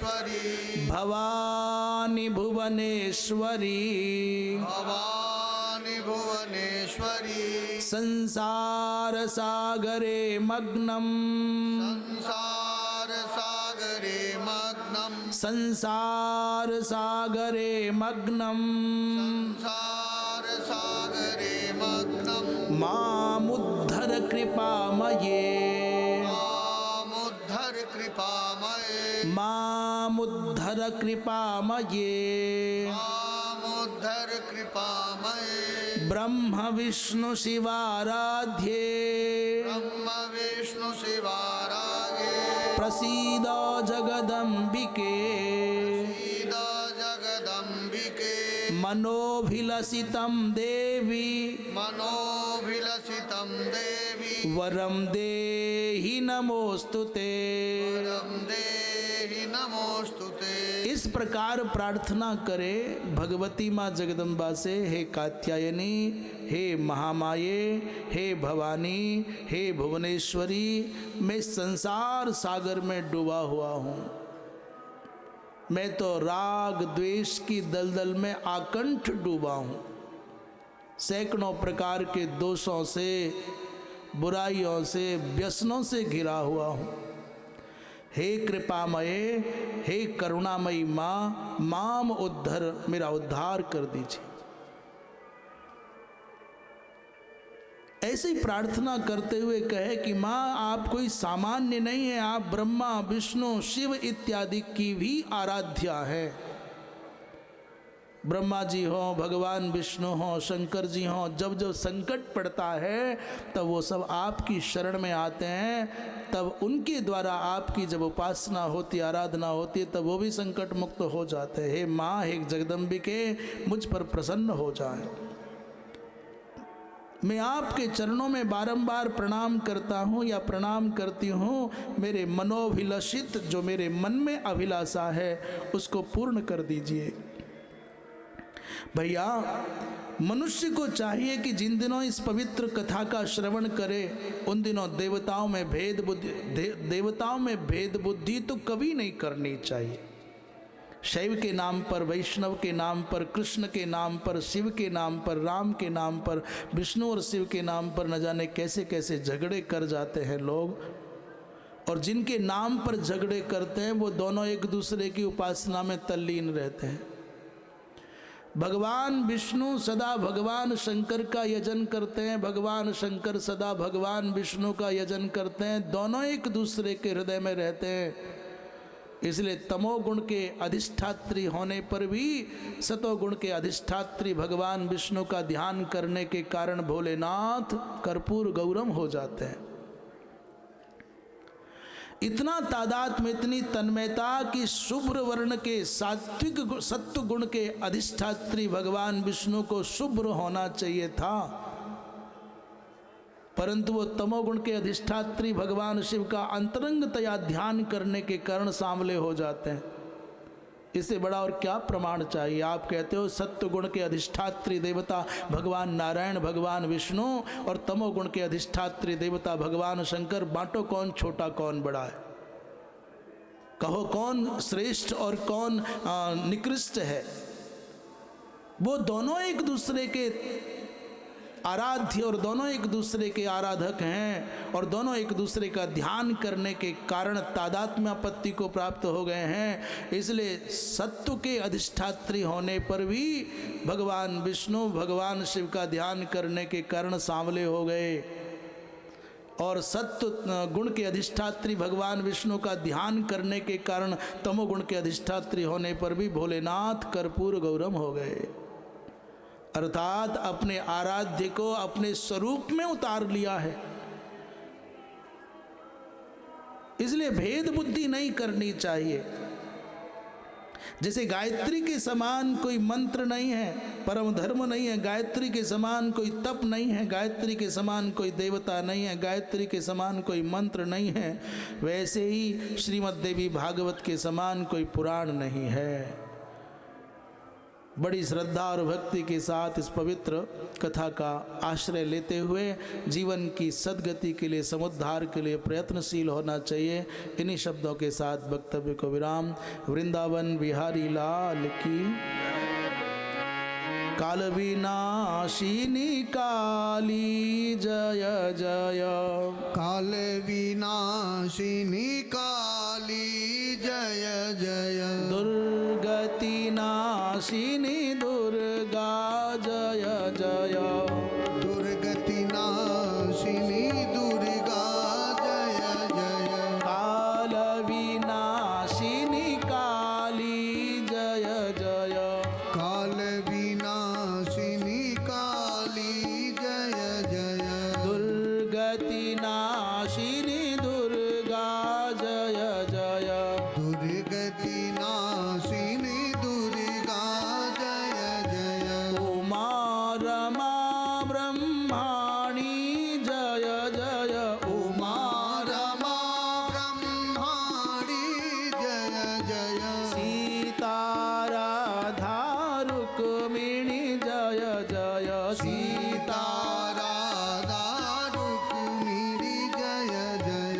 काल विनाशिनी काली जय जय। काल विनाशिनी काली जय जय। दुर्गति नाशिनी दुर्गा जय जय। दुर्गति नाशिनी दुर्गा जय जय। बोलिए जगदम्बा मैया की हर हर महादेव। सभी खड़े हो जाएं आरती के लिए।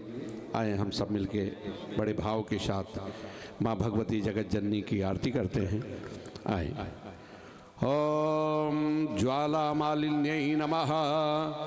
ओम चंद्रमा मनसो जातश्चक्षुः सूर्यो अजा यत श्रोतराद्वा युष्य पराणस्य मोघा दग्नि राजायत। बोले आरती। जय अम्बे गौरी मैया जय श्यामा गौरी। तुमको निस दिन ध्यावत